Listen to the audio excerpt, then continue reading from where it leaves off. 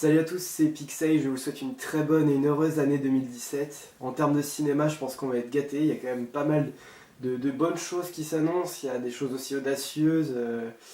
Je pense que voilà, les analyses vont être pas mal fournies, donc très bonne année 2017 pour vous qui démarre, j'espère en tout cas. Et aujourd'hui, on se retrouve pour la critique de Assassin's Creed, et donc il s'agit d'un retour gagnant, j'ai bien aimé. Parce que les fans et ceux qui ont vu le film comprendront que rien n'est vrai et que tout est permis, c'est le cas de le dire. Donc ici c'est un film de Justin Kurzel, on y retrouve, ouais j'ai bien prononcé, ouais c'est ça. On y retrouve Marion Cotillard, Michael Fassbender dans le rôle principal et Jeremy Irons qui jouera le méchant. Donc il s'agit d'un film franco-américain avec un gros budget quand même, parce qu'il me semble qu'on est à plus de 150 millions, donc pour un film qui démarre, enfin c'est le premier film Assassin's Creed, c'est déjà pas mal. Ubisoft a produit aussi, donc là on sent la petite touche française bien évidemment. Niveau musique, je voulais le placer ici parce qu'on retrouve le frère de Justin Kurzel qui lui fait la musique donc, de Assassin's Creed, mais on aura aussi bientôt le plaisir de l'entendre, voir ce que ça donne sur Alien Covenant, c'est aussi lui qui fera la musique. Donc voilà les essais, les débuts de ce mec là, comment il s'appelle, Jed Kurzel. Voilà, donc là il bosse avec son frère, donc c'est plutôt intéressant de voir ça, et on reviendra plus en détail sur la musique d'Assassin's Creed bien sûr. Résumé du film donc, Cal, un jeune garçon, rentre chez lui un jour, et découvre que sa mère a été assassinée par son père, et qu'il est traqué et recherché par des Templiers. Donc il vient d'une famille d'assassins, et donc les Templiers et les assassins se font la guerre depuis des centaines d'années, pour des raisons politiques et autres. Bien des années plus tard, il a grandi, 30 ans plus tard je crois, il est exécuté pour ses crimes. On ne sait pas pourquoi, on ne sait pas vraiment ce qu'il a fait, mais il a assassiné quelqu'un. Et donc il est exécuté, et on lui injecte les doses, et il se réveille chez les Templiers qui en fait l'ont pris, il n'a pas été assassiné, il a été plus ou moins kidnappé. Et les Templiers vont le forcer à rentrer dans une machine qui s'appelle l'Animus, qui lui permet de revivre exactement les mêmes souvenirs que son ancêtre, comme s'il était en train de les faire lui-même, c'est-à-dire qu'il vit vraiment la vie de son ancêtre dans l'animus. Donc c'est une espèce de pince qui le prend en fait au niveau de la taille, et il y a une espèce de prise aussi dans son cou, une piqûre. Et à partir de là, il fait exactement les mêmes mouvements, il est obligé de bouger exactement comme dans le souvenir de son ancêtre. Donc il faut une salle avec de l'espace autour, tout ça. Et en fait, le but de ces séances dans l'Animus est de retrouver un artefact qui s'appelle la pomme d'Éden, qui est capable d'expliquer et de pouvoir mettre en avant, enfin de pouvoir faire en sorte que les humains soient contrôlés par une seule personne, qu'on tue leur libre arbitre en fait. Et donc les Templiers veulent se servir de l'Animus pour retrouver cette pomme dont on a des indices dans le passé. Voilà. Qu'est-ce que vous me voulez? Votre passé. Vous allez entrer dans l'Animus. Mon avis global, c'est bien, mais ça manque d'audace, tout simplement. Je pense que bon, c'est le genre de film voilà, qui aurait pu être beaucoup mieux, qui aurait pu aller chercher encore plus loin, pêcher plus de choses. Et c'est en cela que c'est dommage. Ça reste vraiment bien. Qu'est-ce qu'il y avait eu? Il y avait eu Warcraft cette année qui était un peu dans le même genre, j'ai trouvé. Mais après, ce serait difficile de les comparer parce que c'est assez différent. Il y a des nouvelles choses, on essaye des choses, mais on reprend peut-être aussi des bases, mais pas suffisamment, du jeu vidéo, je veux dire. Il y a pas mal de bonnes choses, il y a de l'essai, et on garde aussi les acquis, ce qui fait le caractère du jeu, ce qui en fait la beauté. Globalement, là, c'est gardé. Après, on va en reparler, il y a des défauts, il n'y a rien de catastrophique, franchement, ça passe très bien. Mais le film est peut-être un petit peu long par endroits, certaines choses ne sont peut-être pas assez approfondies, on n'a peut-être pas assez travaillé la dimension du jeu pour la faire au grand écran, quoi. C'est peut-être que sur un public aussi de ce genre, c'est peut-être plus difficile d'aller le chercher, parce que j'ai regardé apparemment que le film avait plutôt des critiques négatives en ce qui concerne la presse, il me semble. J'ai pas encore beaucoup regardé les critiques spectateurs. Il faudra que je regarde, mais la presse, ça m'étonne pas beaucoup que ça ne lui ait pas plu. Après pareil, il faudra que je regarde plus en détail aussi, mais c'est assez compliqué, il faut vraiment quand même être dans le jeu, je pense, pour saisir les petites subtilités, mais ça reste assez correct, je trouve. Moi, je vais pas lui coller un retour perdant, non, parce que c'est audacieux dans le sens où ils ont essayé, par contre ils sont pas allés suffisamment en avant, mais qui sait, c'est peut-être le début d'une saga ou quoi, je ne sais pas. J'imagine qu'ils n'ont pas l'intention de s'arrêter là. Mais après, il faut reparler de tout en détail pour vraiment analyser. Mais il n'y a rien d'honteux, il n'y a rien de catastrophique, ils l'ont fait. En plus de ça, Marion Cotillard, tout ça, on sait comment elle est d'habitude, et là ça va. Il n'y a vraiment rien de... Non, ça va. Ce sera pas non plus la grosse révélation de l'année, c'est ça qui me dérange un petit peu, surtout que la concurrence face à Rogue One risque d'être un peu rude. Mais bon, voilà. Peut mieux faire, mais ça va aller, c'est pas mal, c'était bien.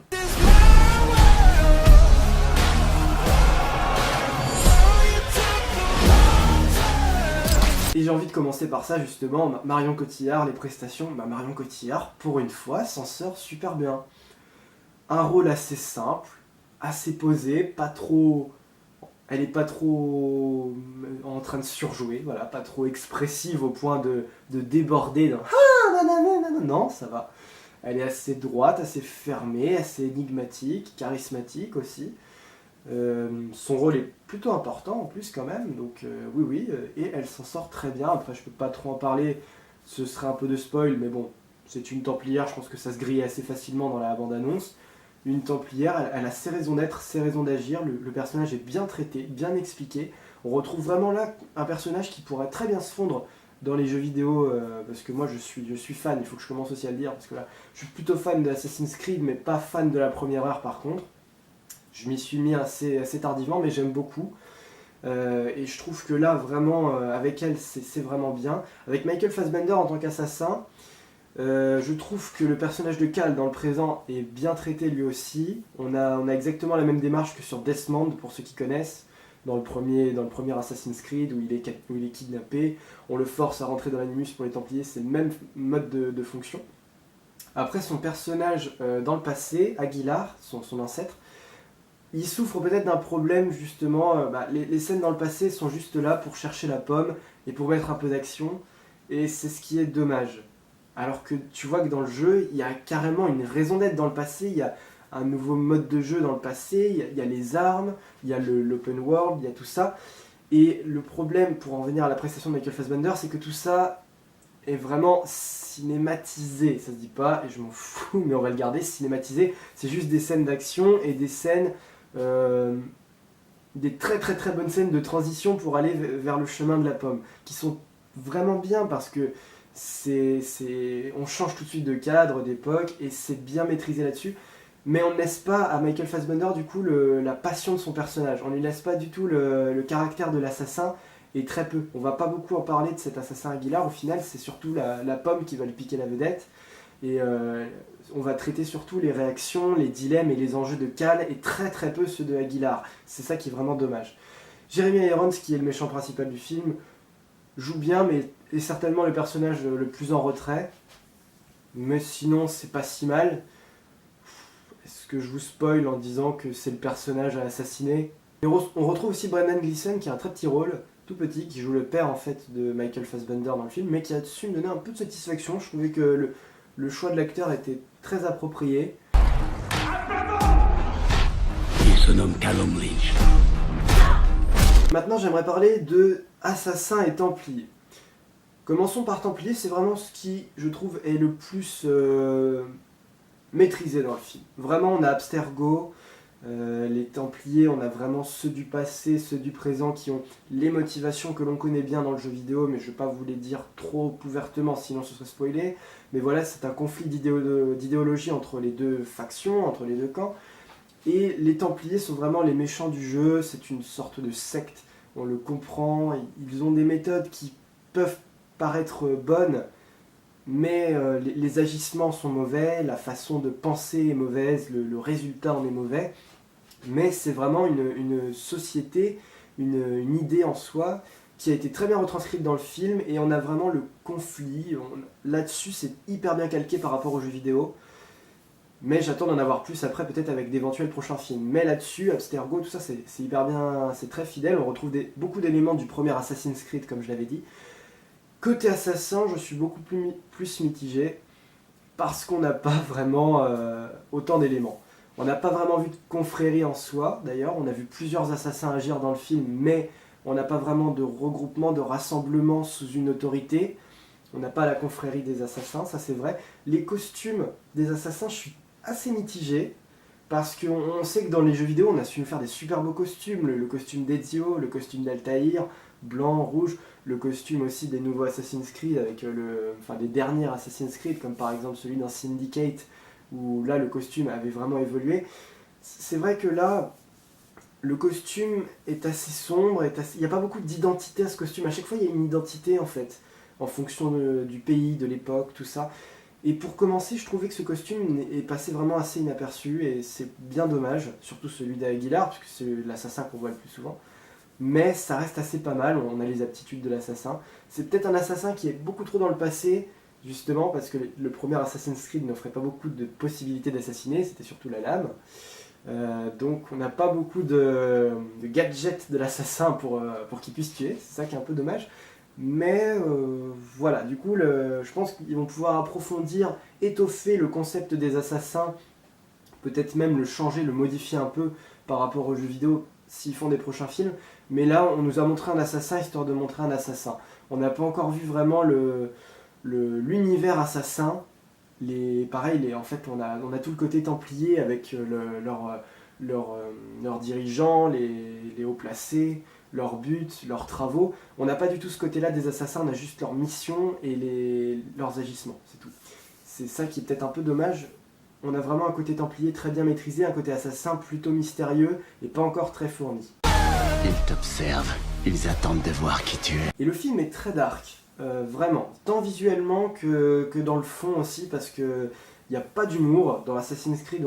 Ça dépend quel film, ça dépend quel jeu, mais souvent on peut retrouver pas mal d'humour, vraiment, avec une petite touche de légèreté, de couleur, de rire, de gag, oui, pas mal de choses comme ça. Et il n'y en a pas du tout. Je pense notamment à Black Flag ou à Unity qui était assez drôle aussi.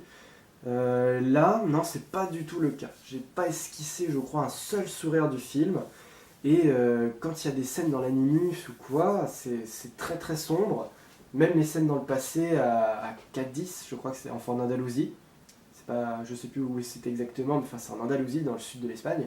Il y a des plans très sombres, on a très peu de lumière.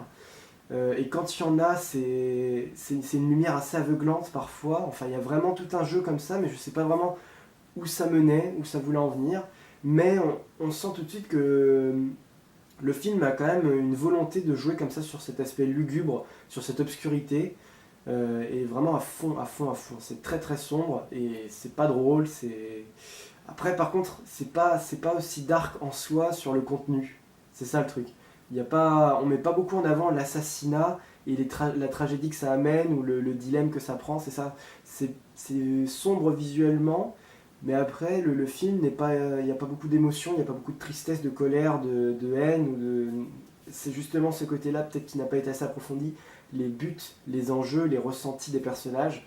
À ce niveau-là, il y a juste une scène de folie, un moment qui est un peu what the fuck, plus what the fuck qu'impressionnante au niveau du personnage de Michael Fassbender. Mais voilà, du coup, je sais pas trop où ils veulent en venir avec cette idée d'aspect sombre, mais toujours est-il que c'est là. Pourquoi, après, c'est une autre question. Et la musique reste aussi dans un aspect assez sombre, assez dark. Très suspense plutôt, hein. C'est une musique vraiment qui met cette ambiance là. Comme j'avais dit, c'est le frère du réalisateur qui la compose, donc du suspense comme ça peut être pas mal sur Alien Covenant, vu que c'est lui qui va le faire. Moi j'attends plutôt ce genre de musique là, assez sombre.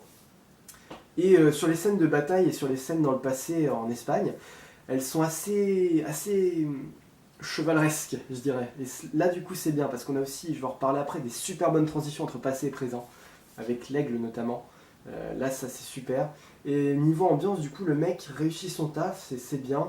Et on reste aussi dans les acquis du jeu vidéo. Par contre, même reproche que ce que je vais faire dans les prochains points, on n'identifie peut-être pas assez la musique. Le film manque d'identité, j'y reviendrai aussi après.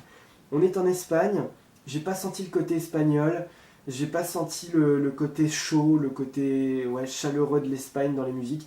À chaque fois dans Assassin's Creed, dès qu'on est dans un pays, il faut ressortir avec le côté exotique. C'est ça qu'il faut faire ressortir, qu'il faut mettre en avant. Ça sert à ça, surtout Assassin's Creed, et là le film ne le fait pas. Bon, je vais aborder les points que le film n'a pas respectés ou n'a pas vraiment voulu mettre en avant par rapport aux jeux vidéo. Assassin's Creed, c'est quoi ?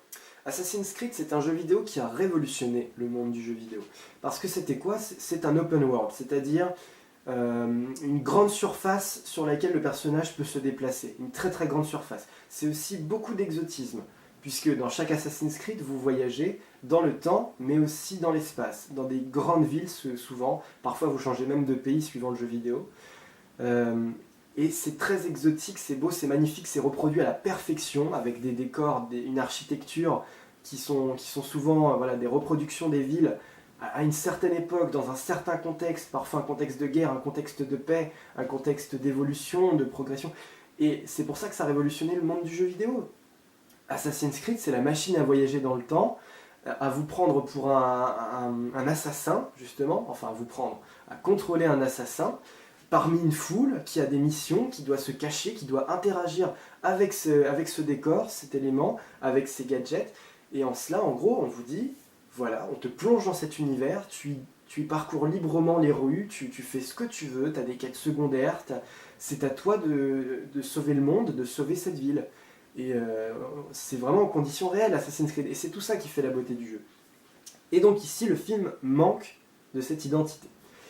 Manque d'exotisme, parce qu'on ne met pas beaucoup l'Espagne vraiment à l'honneur. L'époque était plutôt intéressante, quand même, l'Inquisition espagnole. Alors, je connais pas trop cette période, je la connais pas très bien, mais si j'ai bien compris, c'est la lutte pour reprendre le sud de l'Espagne, qui était... Il y avait Grenade, tout ça, avec les musulmans qui ont pris ces parties-là de l'Espagne. Donc voilà, donc je connais pas beaucoup, mais intéressant, mais je trouve qu'on met pas assez en avant justement ce contexte. Pour ceux qui, comme moi, sont peut-être un peu paumés avec ce genre de période, on n'a pas beaucoup compris exactement les raisons du conflit, les ficelles des Templiers, les ficelles des assassins, les ressorts, tout ça, non. Comme je l'ai dit, niveau ambiance, on sent pas trop l'Espagne, on sent pas trop la chaleur du pays, même dans le décor aussi. Il y a certains plans panoramiques qui sont très très beaux avec Séville, la cathédrale, je sais plus comment ça s'appelle, vous savez, la tour des mosquées, puisqu'il y en a une à Séville, j'y suis même allé, mais je me rappelle plus comment ça s'appelle, le minaret, je crois, enfin je suis pas sûr. Il y a des très très beaux paysages, des très très beaux plans, mais ça ne dure pas. Et au final, c'est juste là pour la beauté, mais pas vraiment pour introduire la ville, pas pour la mettre en avant, pas pour parcourir, pas pour visiter, c'est juste pour vous montrer en gros où on est, c'est tout, et on ne va pas vraiment rechercher beaucoup plus. C'est ça qui est un peu dommage en soi. Après, le film, qu'est-ce qui manque d'autre? Oui, le personnage, comme j'ai dit, l'assassin, qui est très peu caractérisé, qui est très peu principal, c'est ça qu'on va dire, puisqu'on suit surtout Cal dans le présent. Et ça, c'est ce qu'on reprochait un peu aux jeux vidéo, paradoxalement, c'est qu'on ne traitait pas assez le personnage dans le présent, et beaucoup trop les phases dans le passé. Et le film a choisi de faire l'inverse, en fait, de beaucoup plus traiter les phases dans le présent et beaucoup moins celles du passé. Il faudrait un juste équilibre, en fait, un bon 50-50 pour vraiment traiter autant l'un que l'autre, autant les deux personnages, les deux contextes et les deux époques. C'est peut-être ce qui manque encore au film, et je crois qu'Assassin's Creed a vraiment du mal à concilier les deux. Mais c'est pas catastrophique, c'est pas choquant, encore une fois, on va y venir à la conclusion tout doucement, il n'y a rien de honteux. Mais le film prend différents chemins, a choisi d'autres routes. Mais peut-être qu'il fallait accentuer certaines choses du jeu vidéo, comme j'ai dit, qui n'ont pas été faites. Nous avons remonté sa lignée sur 5 siècles, jusqu'au credo des assassins. Après, pour finir le film, je vais le défendre quand même un peu.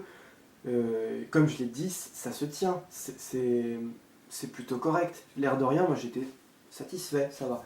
C'est pas la révélation de l'année, mais quand on fait le bilan, c'est un bon film Assassin's Creed, et je pense qu'il a été bien réalisé par quelqu'un qui en connaît au moins la base, qui s'est un minimum documenté sur la chose, sur le sujet, parce que on a des assassins qui luttent contre des Templiers, on évoque plus les raisons qu'on ne va les expliquer, mais bon, tout se tient. On a les artefacts d'Éden, ça on y reviendra plus tard, mais ce sont les objets tels que la pomme d'Éden dans le film qui ont un énorme pouvoir sur l'humanité. Et ça aussi, s'ils font d'autres films, ils vont approfondir. Si vous connaissez la saga, si vous connaissez les jeux vidéo, vous saurez où on va en venir avec les civilisations, enfin la civilisation. Comment elle s'appelle? Enfin On retrouve Abstergo, il y a des clins d'œil pour les fans qui sont assez subtils mais qui sont pas trop fanservice justement, contrairement à Rogue One par exemple qui sent encore beaucoup le fanservice, comme Star Wars 7 aussi. Là, il y a du fanservice qui est vraiment très subtil, qui est fait pour les fins connaisseurs et qui ne va pas dégueuler toutes les 3 secondes. On a l'aigle à chaque fois pour les scènes de transition dont j'ai pas parlé, mais il y a une espèce de... À chaque fois les scènes de transition dans le passé s'ouvrent avec un panoramique sur l'aigle qui voyage un peu dans la région, on voit des luttes, des batailles, des conflits, et ça c'est beau, on comprend tout de suite dans quel contexte on est, mais après c'est juste qu'on va pas beaucoup l'approfondir derrière. Là c'est dommage, comme je l'ai dit, c'est juste visuel, c'est pas dans les dilemmes du film, c'est pas dans les complications, dans les actions, c'est ça. Mais toujours est-il que voilà, il y a l'aigle qu'on retrouve, il y a Abstergo, il y avait pas mal d'autres choses, on a les lames des assassins. D'ailleurs les lames des assassins, faudra qu'on m'explique un truc dans le film, pourquoi on les lui fait porter quand il est dans l'animus? Il n'en a pas besoin, puisqu'il va vraiment tuer personne, c'est son ancêtre qui fait les mouvements, donc ça j'ai pas compris pourquoi on lui foutait les lames. En plus, il le rend dangereux, parce que le gars, à partir du moment où il a les lames, il peut s'en servir contre les gars d'Abstergo. Donc là, j'ai pas compris le délire. Là, pour le coup, c'est une grosse incohérence, mais bon. Et on retrouve aussi, par exemple, l'animus, voilà, donc il y a pas mal de choses, on a repris les éléments, on a vraiment gardé une très bonne base, on n'a peut-être pas choisi de respecter d'autres choses, on a peut-être mis le doigt sur une autre ambiance, sur un autre contexte, sur des choses qu'on n'a pas voulu traiter non plus, voilà, ça se comprend, mais ça reste hyper satisfaisant, et je pense que les fans ne seront peut-être pas aux anges, mais vont trouver en ce film quelque chose qui s'appelle Assassin's Creed, et qui porte bien son nom, qui ne nous a pas menti, qui a des promesses qui sont respectées, ce ne sont pas des grandes promesses, ça c'est vrai, mais ça n'aura fait tort à personne, je pense, ce film. Donc, c'est un retour gagnant, qui n'a pas lieu d'être énormissime, ça c'est dommage, moi j'en attendais peut-être quand même un peu plus, faut le dire, faut l'avouer. Mais, à partir du moment où le taf est fait, et on sait jamais, comme il y a beaucoup de sagas, il y a beaucoup de suites, il y a beaucoup de choses qui se font, qui se mettent en place ces derniers temps, on le sait mieux que personne, le cinéma, c'est vraiment beaucoup de suites. À voir, moi je pense que Michael Fassbender n'a pas fini avec ce personnage, qu'il en a pas assez montré surtout dans cet épisode, qu'il lui faudrait plus de chance, plus de temps, puisqu'on l'attendait quand même pas mal. Je trouve qu'il fait un bon assassin, mais qu'il ne l'a pas encore en main, donc encore un peu d'essai, de maîtrise, parce que sur les scènes d'action, on sent qu'il y a du travail, on sent qu'il y a des bonnes choses, on sent qu'il y aurait pu avoir plus aussi. Mais à voir avec une suite là, j'ai besoin de... C'est comme Warcraft, j'avais dit exactement la même chose, je pense qu'on va juste s'arrêter là en disant que Assassin's Creed c'est bien mais ça manque. Donc voilà, on va passer au back retour et en attendant je vous conseille d'aller voir Assassin's Creed. Salut à tous.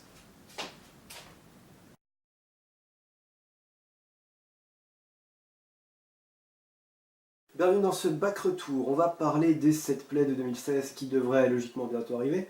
L'ennui c'est que je sais pas si Assassin's Creed était le dernier film 2016 que j'analysais. Donc si c'est bel et bien le dernier, les 7 plays vont arriver rapidement je pense. En revanche, s'il y a encore un autre film sorti en 2016 que je vais voir là, va falloir attendre cette prochaine critique avant que les 7 plays sortent. Un ou plusieurs d'ailleurs, bon je pense pas qu'il y en aura encore beaucoup, mais je sais pas, Passengers, tout ça, bon, on sait jamais. Comme je ne sais pas du tout quel film je vais aller voir pour les prochaines critiques, voilà, je me prononce pas, mais bon, ça arrive. Les 7 plays, ça arrive, et ensuite bien sûr on passera aux 7 merveilles. Mais d'abord les plays. Et puis retour à Disneyland Paris, très rapidement aussi, ça je vous l'avais dit si vous me suivez. Mais il y a la saison de la Force qui commence dans 2 semaines, et donc voilà, moi je peux pas passer à côté de ça, ça c'est clair, on va aller voir ça.